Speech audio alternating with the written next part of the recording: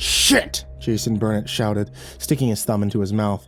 He had been working on a particularly nasty blackberry patch when a large hand had fallen heavily on his shoulder, causing him to jerk in surprise and rake his hands amongst the waiting thorns. He turned, meaning to rain down curses on the offending person, but the words died on his lips, and he saw to whom the offending hand belonged to. Jason didn't know the man by name, but he had seen him strolling about the tattered tents and rusting caravans that had suddenly appeared with the coming of the gypsies. He wasn't exactly hard to miss. The man must have stood nearly 7 feet tall, with a mane of flowing black hair streaked with silver. He wore a large gold hoop on his left ear, but it was the scars that the eyes were the most drawn to. The man's face was a mass of scars, the worst running from the top of his forehead all the way past the empty socket of his left eye and petering at the bottom of his stubble-covered chin. It was this terrible wound that Jason Burnett was trying to drag his eyes away from when the man began to speak. "We've come to help you with your festival," he said, in a strange accent, revealing broken, blackened teeth. Jason winced, trying not to recoil at the reek of the stale tobacco washing over him. "You mean Feast Week?" he replied, somewhat bemused. "Yeah," the man said, flashing his rotten teeth. "Just so, we have come to help you with your Feast Week." "Sorry, it's volunteers only, and we can't pay you for your trouble." At this, the other man straightened, his bushy eyebrows crushing together. "Did I mention money, town man? Also, there is mistrust between men from town and the traveling folk. I offer help only to show goodwill and to thank you for letting us stay, if only for a little while." Jason, who was head of the village committee and who was working furiously with local authorities to roust the gypsies out of the village before the start of Feast Week, could only smile weakly and offer a none-too-sincere apology.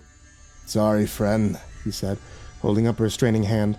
"Not too many people, even here in the village, want to do such tiresome labors on a hot Sunday, and especially for free, so you understand my misgivings." "Of course," the big man smiled, taking a step back. Jason noticed, however, the man's smile never quite reached his eyes, and he realized in that moment that not only did he dislike this man, but feared him a little too.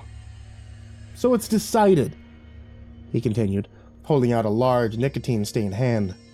Jason reached for the hand, but was grasped by the forearm instead.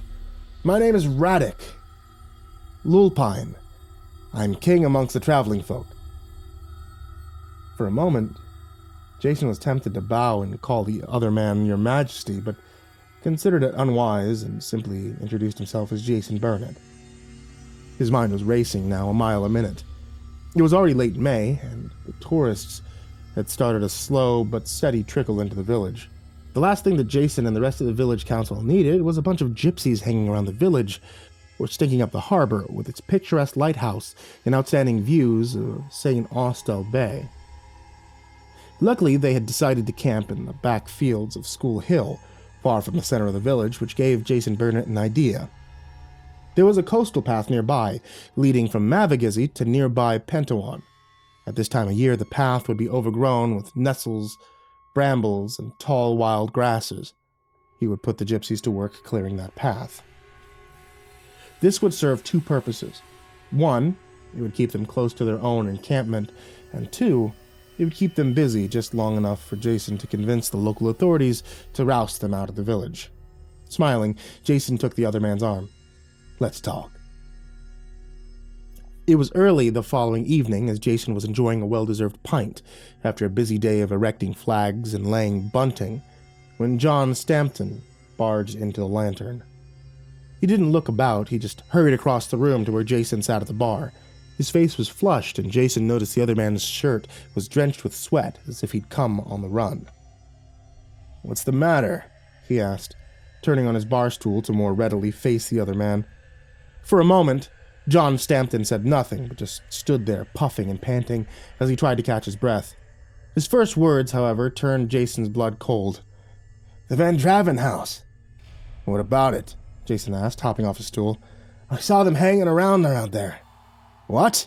Jason exclaimed a little too loudly before grasping the other man's shoulder and hustling him outside. "What the fuck are they doing up there, and why didn't you move them along?" I didn't feel like I had the right, John squirmed.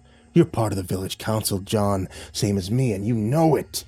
I know it, Jason said, not quite able to meet the other man's eyes, and I ain't afraid of a few gypsies, if that's what you're thinking.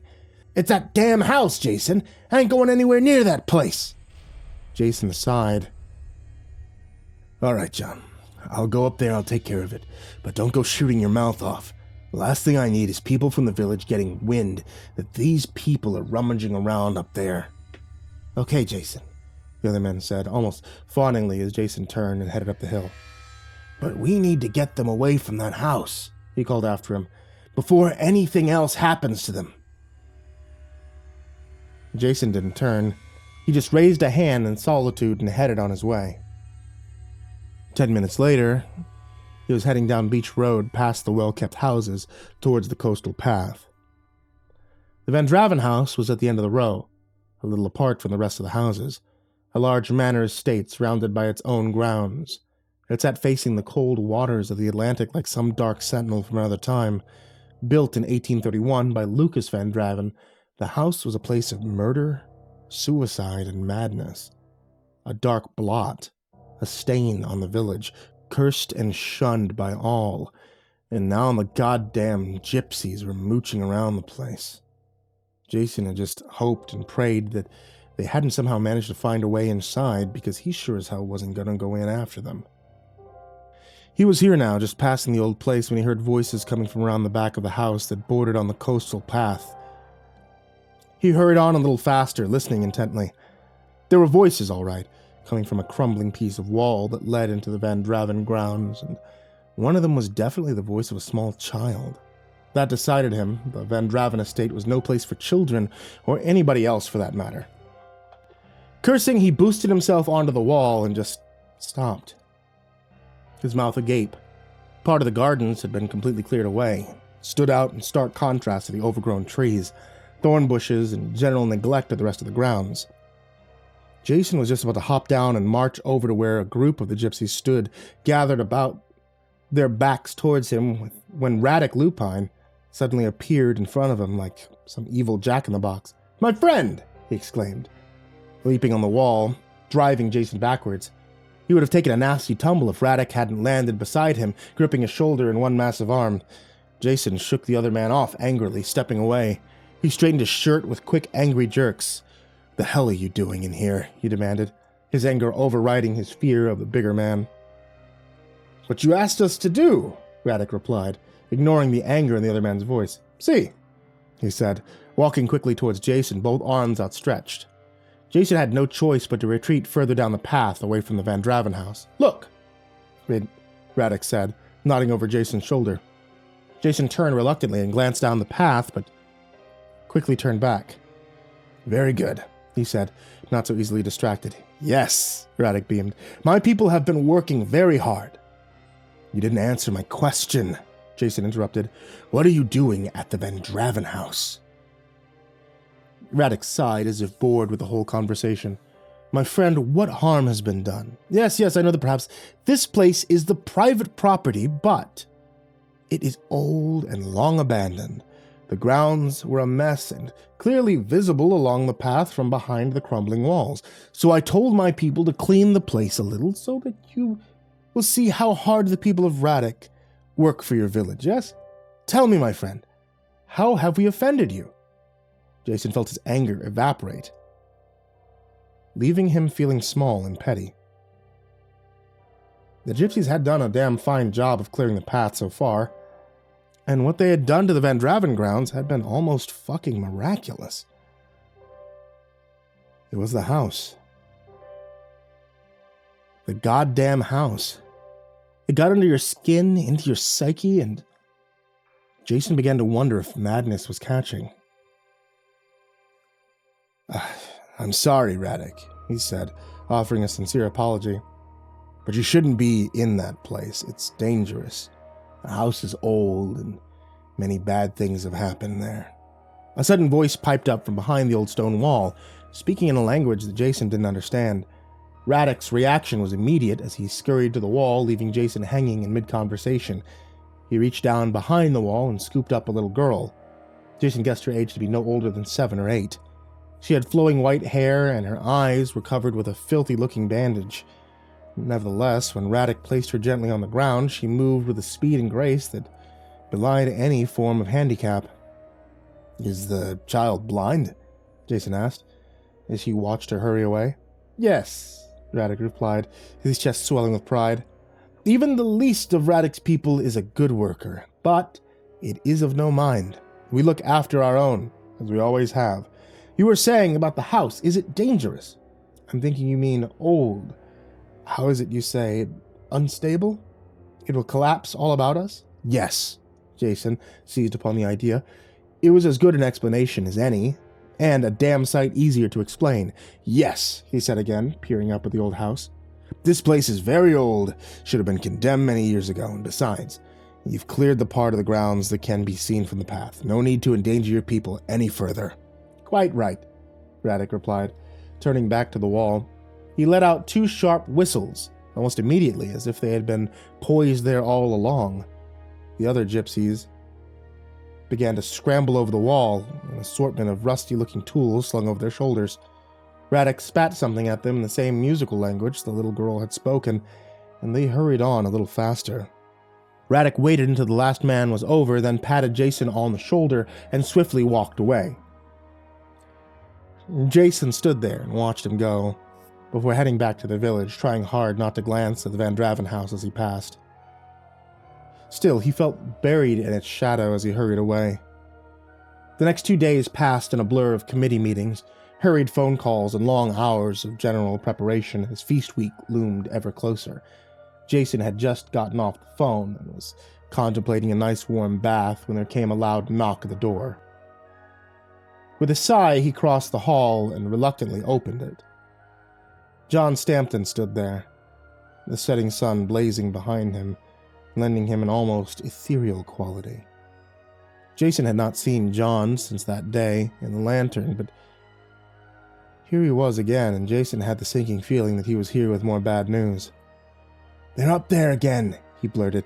"Old Mary Fairweather saw them as she was walking her dogs alongside the coastal path. Heard them. Singing. Carousing like they were having some kind of party up there." "Son of a bitch," Jason exclaimed, slamming the door behind him. "I told them to stay the fuck out of there." John was just about to reply when Jason turned on him, grabbed him by the arm. "You're coming with me this time, John. You're just as much a committee member as I am. Maybe they'll listen to you. And they sure as shit aren't listening to me." Okay, ease up, Jason, for Christ's sake. I'm coming along, ain't I?" John said, shaking free. Jason let him go, mumbling and cursing to himself as the other man fell in beside him, sullenly rubbing his wrists. Neither man spoke to the other until they had traversed the harbor, cresting School Hill, and hit Beach Road. There they stopped, watching as the sun began its slow descent into the sea, lending the Van Draven house a kind of blood-hue glow. "Let's get this done," Jason said, squaring his shoulders. "I don't want to be anywhere near this place in the dark." "So what's the plan?" John asked in a small voice. Jason Burnett was his friend, and the man had a big heart, but it was best to tread carefully around him when his temper was up. "I'll tell you what I'm going to do," he said, setting off at a pace. "I'm going to tell them to get the fuck out of here. That smooth-talking son of a bitch lied to me." "Okay," John said, hurrying to keep up, "but maybe best not to go in there screaming and shouting. Hey, Jason, we don't want to upset anybody." The thought of shouting and screaming at Radek Lupine made his balls feel tight and uncomfortable. If Jason heard him, he gave no sign, just kept going on with his head down, muttering to himself. He was tired and pissed off. He could do without all the extra hassle. He would tell Lupine to get the hell off the grounds and threaten him with the law if he ever came back. Enough was enough. The shadows had just started to seriously lengthen by the time they arrived at the crumbling section of the wall, where Radek's party had last entered the Van Draven grounds, and once again, Jason could hear voices coming from the other side. He was just about to start clambering over when 2 burly-looking gypsies suddenly emerged from the shadows. They were both big men, not as big as Radek Lupine, but far from small fry either, and for some reason, they were both wearing rather unpleasant smiles. Smiles that Jason Burnett felt very uncomfortable with. He was just about to ask where the heck Radek was when a large fist came crashing out of the darkness, and he went away for a little while. He didn't come out of the darkness gradually, but snapped awake, the sounds of screaming piercing the dark veil of unconsciousness. He tried to stand, to focus, but was dragged back down into a seated position, his arms cruelly twisted up his back. It was nearly full dark now, and the Vandraven estate was lit by flickering torches. In front of him played out a scene from a man's worst nightmare. John Stampton was being dragged toward some kind of stone altar. No, that was wrong. Not an altar, but a chair.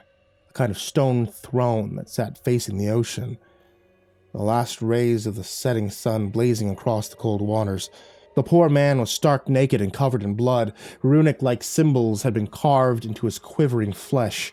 He screamed again, the terrified shriek of a trapped animal, but the gypsies, dragging him along, only laughed at his feeble efforts to escape.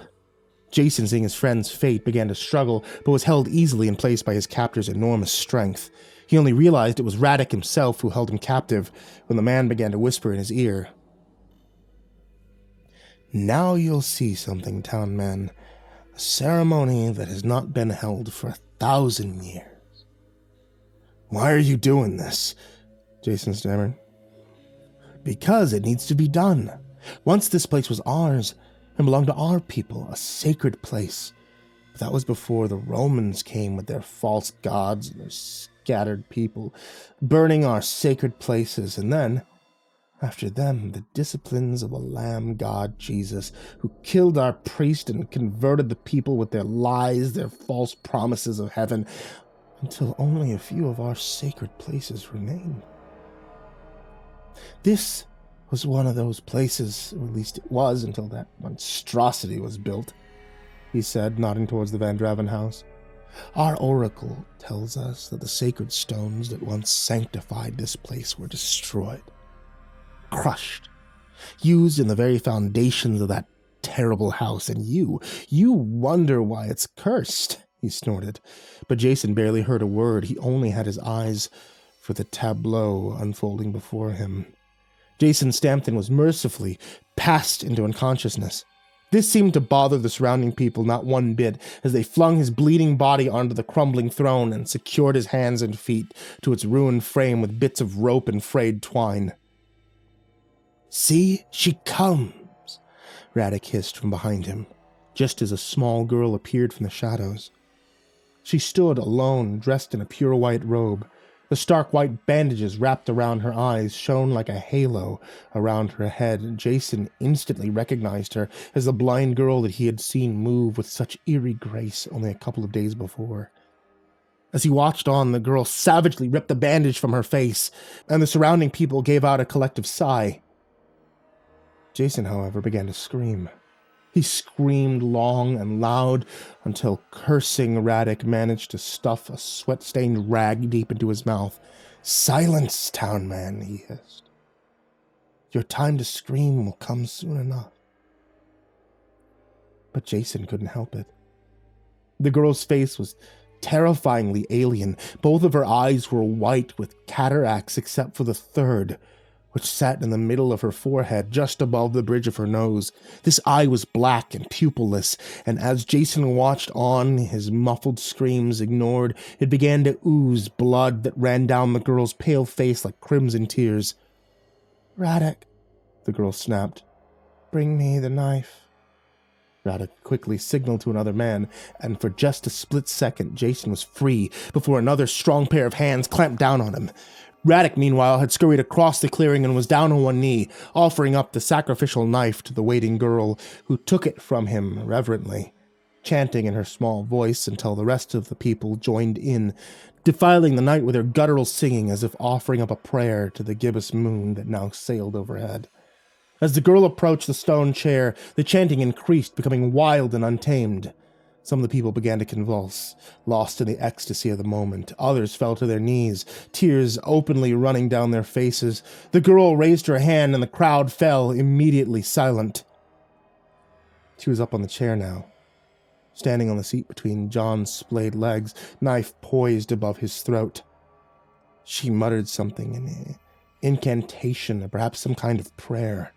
Either way, the moment the words left her lips, John's eyes flew open. He had time for one last terrible scream before she brought the knife flashing down, slashing him deep across the throat, rupturing arteries and tearing through sinew. Blood began to spurt, and she flung herself backwards onto Radek's waiting arms. She immediately struggled free and fell to her knees, taking up her terrible chanting once again. Jason felt his bladder let go as the chair began to vibrate, and then smoke, and eventually the stone started to melt, run and crawl adherently into John's poor dead body, dissolving him, eating him, making a part of the whole until he was completely gone. And the chair sat there, renewed and revitalized.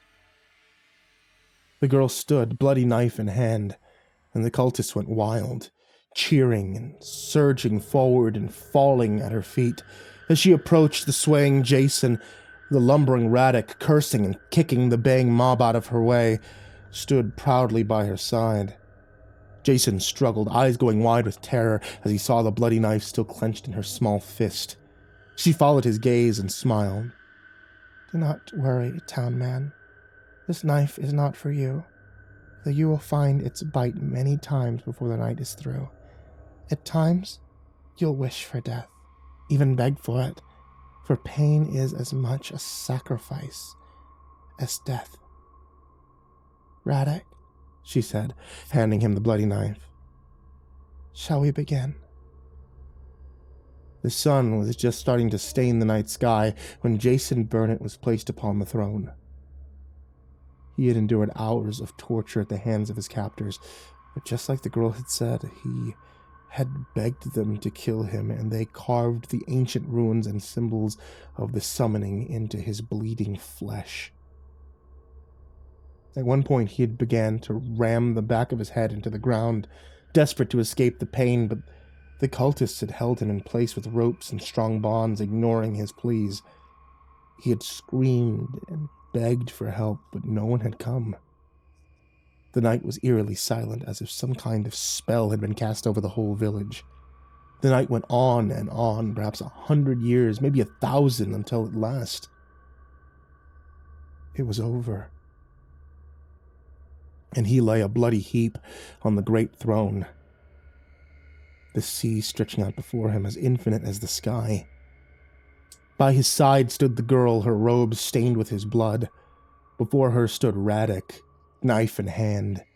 At some unseen signal, he took up a place behind her as she knelt in the dirt, facing the sea. She began to chant, her voice booming, bouncing off the nearby cliffs as she took Jason's hand, their fingers intertwining, her cries becoming frantic, now pleading, now beckoning. In front of them, the dark waters of the Atlantic began to heave and stir. The girl let out a scream of triumph, raising their entwined hands into the air. This was the sign that Radek had been waiting for. And without a moment's hesitation, he plunged the sacred knife through the girl's neck, killing her instantly before turning the knife upon himself. Jason could feel himself slipping away now. Blood loss and shock taking him down into the blessed death. The last thing his faded vision beheld was a huge monolith rising from the sea. Something clung to its side, something unspeakable, something reaching towards him. He found the strength for one last scream before darkness drew him under. In the pre-dawn light, a figure arose from the stone chair. Its skin was flawless, and it wore the face of Jason Burnett. It stood facing the Van Draven house for some time as the sun rose in the east. It stepped into the house's shadow, and then disappeared inside.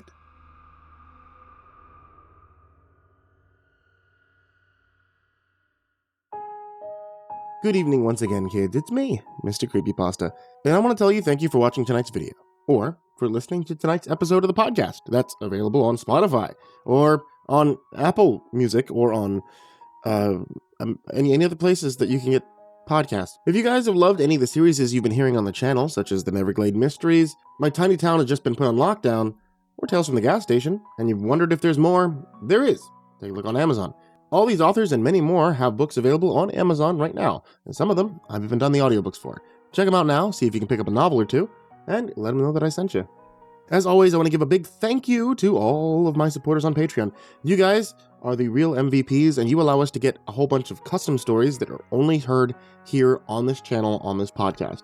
So, a very big thank you to Jordan Alexander Sanchez, Stephanie Butler, Bobby Karman, Tristain Pelton, Chase Burnett, Diana Kraus, Maria Walker, Tonya Oran, paingravy, Inactive Hermit, Austin Johnson, Crazy Kid, MrMarcusBlitz, Aika Limchoc, Dirt Diver 030, Matt Bach, Jabbles Raz, Voiceofsand, Coffee Zombie, Matthew McNeese, ChellyJay, Jeremy H, raltizal, PhycoMel, Nana, TheMorrigan, Nick Weaver, MeltedLake, Tali Sue, SkyMara Ravenswood, William King, Reaper 61167, Darth Miver, Micah Ortiz, Satanic Aries, Nessie, Parafa Panda, Bardo Hawk 764, Lambda M98, Harley, Billy Morrow, Sashi Suzaku, My Body Sounds Like Rice Krispies, Miss Xander, Suji Campbell, Stricken, Azarine Fox, Freddy Krueger, Happy Birthday Jason Wilson, Lisa Cottrell, Caspian, Hades' Nephew, Tater Chip, Acid System, Prozac and Pancake Appreciation Society, Cryptic Nightmares, Kiri the Sloth, Tommy Green, Fester's Lampshade, Sky Harbor, Nico Kyle, Rafael Rodriguez, The Ginger Bros, Aaron Stormcrow, Daniel Polson, Trey Smiles, and Corey Kenshin. And of course, everybody who's down there in the description as well, and everybody who can support on patreon.com/MrCreepyPasta for even $1. Thank you guys so much. Thank you for listening, and sweet dreams.